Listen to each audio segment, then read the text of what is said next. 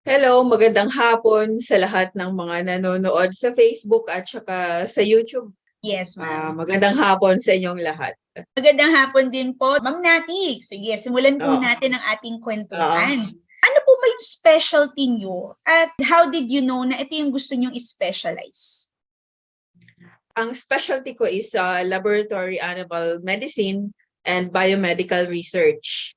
I was first introduced to lab animals when before it was an elective course. It's called Laboratory, Zoo, and Wildlife Medicine. Elective lang siya, 3 units, and very lang siya, general. But then I conducted my undergraduate thesis on the prevalence of tuberculosis in captive non-human primates or monkeys. So ginawa ko yung thesis ko sa Wildlife Rescue Center ng DNR sa QC, tsaka sa tatlong monkey farms. Yung mga monkey farms na yon, they breed and export monkeys to the different laboratories around the world to be used in biomedical research. So, doon ko na nalaman na may mga gano'n. Kasi usually, di ba, pag sinabi nating lab animals, rats and mice lang. So, doon ko nalaman, naging wide yung aking information on lab animals. And I also learned yung importance ng lab animals in how it can help improve human and animal health. So, yun yung naging inspiration ko to go into lab animal medicine and biomedical research. Kasi yung field na to, this is a very niche field and hindi siya popular unlike yung swine, poultry, or yung companion animals. 'Di ba? Pag vet ka, naiisip mo yun yung mga career path. So this is a very specialized kumbaga na field ng veterinary medicine. And although hindi siya popular, it has the biggest impact on animal welfare kasi we ensure that the animals used in lab animal research is taken care of, the studies are conducted ethically, and the animals will not suffer unnecessarily. So yun yung naging inspiration ko to go into laboratory animal medicine and biomedical research. During the time niyo po ba dito, ma'am, sa Los Baños, tama po ba? Meron po ba kayong mga activities din na related dun sa laboratory, ano tawag ito? Di ba sabi niyo kanina, ma'am, siya, more of, elective po siya, di ba? Oo, elective. Sino po yung nag-push sa inyo, ma'am, actually, na kunin tong kursong ito? Yung elective na ito? Wala naman. Maganda kasi siya, hindi siya masyadong meron na kasi yung usual na swine, Yes, poultry, companion animal. So ito, kakaiba siya, di ba? Kasi kasama, hindi lang lab animals, may zoo animals, may wildlife din. So, siya, kakaiba. Na-curious kayo, ma'am, ibig sabihin. Kaya nyo pinuntahan tong elective na to. Maganda naman po, ma'am. Kasi tingin ko naging reason din yan ng inyong career path eh. Diyan nagsimula talaga. Diyan nagsimula talaga, oo. Ngayon naman, ma'am, balita namin, kayo po ay head ng Asia Pacific Regional ng AAALAC. Ano nga po itong AAALAC, ma'am? We call it as AALAC. AALAC. So, bali, AALAC International. Previously, lang siya, acronym. Ang buong name niya before was Association for the Assessment and Accreditation of Laboratory Animal Care. Bali, siya, it's a private non-profit organization based in the US since 1965 pa siya. Pero the main purpose of this organization is to promote humane treatment of animals used in scientific research through voluntary accreditation process. So kung familiar kayo sa ISO, yung 'di ba may makikita ka na ISO certified. Yes. Oo.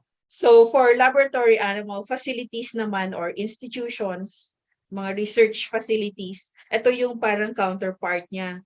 Pag naging AALAC accredited ka, yun yung gold standard that you are following yung standards Protocols, standards. on animal care and welfare, plus yung studies mo are assured that they are conducted ethically and scientifically. So madali para sa mga research institutions to get funding from, let's say, sa US, yung mga NIH, dito sa atin, DOST, Yes if po. the facility is AALAC accredited. Okay po. So ngayon, ma'am, nabanggit ko yun kasi how does AALAC bring out your best qualities as an ISKA? O yung tinatawag nga natin, hashtag Tatak UPLB. Tatak UPLB. Yes, So, ma'am. bali kasi, yung AALAC, international organization siya. Meron siyang 3 sections. Isa sa US, which is in charge of North America and Canada. Then European section, in charge siya ng European countries. And then yung Asia Pacific Rim, in charge naman yung section na yon ng countries in Asia plus New Zealand and Australia. So ako bilang council member, Council on Accreditation member, I do the assessment of the institutions or the animal facilities seeking AALAC accreditation. We are not called as inspectors or auditors, but that's exactly what we do. So we assess kung they follow the regulations, they conduct their studies ethically, the animals are taken care of, they do not suffer unnecessarily. So because I am in charge or section leader for the Asia Pacific Rim, and then Asian countries, 'di ba? Una, AALAC is an international organization. So facilities seeking AALAC accreditation need to follow international guidelines. Kaya lang, siyempre, different countries, especially Asia, may different regulations, laws, and standards in each country. Asian countries, multicultural, multilingual, including yung writing. So it's very challenging for me. How do I harmonize yung different Cultures. regulations, yung laws, yung culture, yung with international standard? Kasi we cannot accredit facilities na yung mababa ang standard. And especially sa Asia, the countries are of different economic status or economic development. Nandyan yung very developed countries with very high-tech facilities. Meron naman yung third world developing countries with less resources for their facilities, ganyan. So how do I balance that? Even these third world developing countries with the facilities na good din yung program nila, pero yung kanilang facilities may not be as great as yung mga nasa first world or developed countries. So titingnan, ibabalanse namin yon, iha-harmonize, and then how do I deal with the different multilingual countries? Yung mga documents nila are written in a different language, different way of writing, ganyan. So AALAC has really taught me how to be, I can adapt easily. I can work with different cultures, different languages, and maging yung decision making process. Pero these were I was trained in UP very well, 'di ba? Kasi we are taught how to be resourceful. Kasi syempre yung hindi naman lahat nung labs natin well-funded. So even at UP, I was already taught how to be resourceful, how to work with different people from, kasi di ba sa UP, we came from different provinces, from different economic status. So that has helped me. I was molded very well by UP. And also yung leadership qualities. That's why I was able to, from an ad hoc specialist, later on I was elected as council member, and then since 2022, I am now the section leader of the Asia Pacific Rim section. And until now, I'm the first and still the only Filipino in the AALAC Accreditation Council. I also try to help other lab animal vets from the Philippines to be involved, and so now there are a few Filipino vets, all of them from no, there's one that's not UP graduate, to be involved and also learn from AALAC. Wow, congratulations ma'am. Ikaw ang nag-iisang Pilipino dyan sa AALAC at sana po marami pa po tayong mahakot na Pilipino. Yes, most especially galing sa CBM. Yeah. Yes.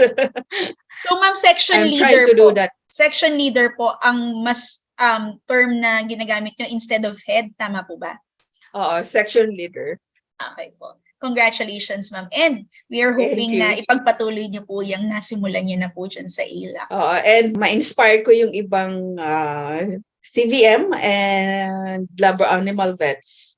Tingin ko ma'am, ma-inspire sila. Napaka-challenging naman kasi ng inyong ginagawa pala dyan sa AALAC. May question lang ako isa pa, ma'am. Since sinabi niyo nga multicultural yung hawak niyo at Asia Pacific kasi nga yung hawak niyo, may times po ba na kailangan yung aralin din yung lengguwahe din nila? Hindi naman kasi I bring, kasi pag nagsa-site visit ako, nag-evaluate ng program, ako yung nagli-lead ng site visit. Tapos I have an ad hoc site visitor na tawag. Ano siya, local. Say I go to Japan. Yes. So, may kukunin akong Japanese na ad hoc site visitor. So, tutulong siya mag-translate ng mga documents.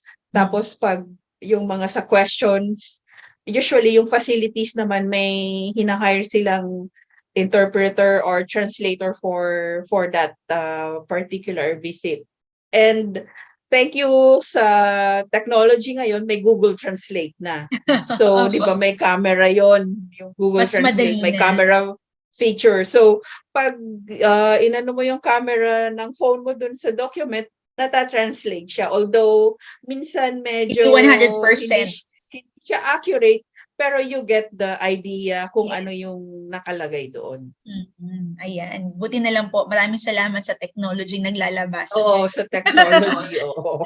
Ayan. Ngayon naman po, ma'am, since graduation season po ngayon dito sa UPLB, syempre gusto po naming malaman, tingin niyo po ba, what are the challenges na dapat tutukan po ng ating mga VetMed graduates or maging prepare sila for when it comes to building their own career? Siyempre, nag-aral tayo, ang VetMed 6 years, di ba? So, usually, pag kasama na doon, yung may practicum, lalabas kayo for yung mga field practice, ganyan. So, akala na graduate, alam ko na to, ganyan. But when you go out doon sa real world na, you'll discover na marami ka pang hindi alam. So, matututo ka eventually through yung on-the-job training na ganyan. So, be prepared na when you go out, ang dami mo pang kailangang matutunan, kailangang pagdaanan while you build your career. And sometimes, paglabas natin, feeling natin ito yung gusto nating gawin, then eventually nag-change. So, just be adaptive to kung ano na yung gusto mong mangyari or where your career path is bringing you. For sa lab animal medicine practice naman and biomedical research, unfortunately, sa present curriculum, although ngayon nag-improve na kasi meron ng, hindi na siya elective yung lab animal medicine course, hindi na siya elective, required na siya ngayon. Pero kulang pa rin sa training kasi in the Philippines, hindi naman ganun ka-develop pa yung lab animal medicine and biomedical research, unlike sa mga more developed countries. So if a veterinary graduate would want to pursue lab animal medicine, be prepared to continue to learn and either on the job, and then they should invest their time and resources to take yung mga certification courses kasi para stepping stone para mag-improve ka sa career. And if still possible, kung kaya pa, they go to graduate programs. Meron na ngayon graduate programs for lab animal medicine, although sa ibang countries. Pero eventually parang UPLB CVM will be having a residency program on lab animal medicine. So that will be a good training for vets who would want to pursue career in lab animal medicine. It's just being open and being up to date to the ever-changing technologies. Kasi ang bilis ng progress, what would be acceptable today may not be acceptable the following few years, especially yung sa lab animal medicine, yung mga practices on how to improve lab animal medicine, yung 3 Rs on how to improve yung ethics, yung may tinatawag kaming 3 Rs, which is reduction, refinement, replacement. So yun, mabilis ang doon, changes and updates. So they should be able to cope up with the changes. Yan, talagang exposure, ma'am, no? Isa sa mahalaga exposure talaga. Exposure for this, kung anumang specific na field yung kukunin nila sa veterinary medicine. Ma'am Nati, maraming salamat po sa oras po na binigay niyo po sa amin dito sa Tatak segment. And we hope we have inspired more CVM graduates na pumunta po sa lab research or clinical research po para mas marami silang matulungan. Kasi alam kong mukhang marami pa pong mga opportunities na naghihintay sa kanila dyan. Maraming opportunities, and especially sa labas ng Philippines. And sa Pilipinas, hindi siya masyadong lucrative, but in other countries, there's shortage of lab animal vets, and it's a lucrative path also. And with that, syempre, dito naman po sa aming segment ay may paborito kaming gawin, ang ating Tatak Shoutout. So hindi ko kayo pakakawalan, ma'am, nang hindi niyo ito ginagawa. So ma'am Nati, pwede po ba naming marinig ang version nyo ng Tatak UPLB Shoutout? Ako si Dr. Natividad L. Malacaloon, Tatak UPLB ako.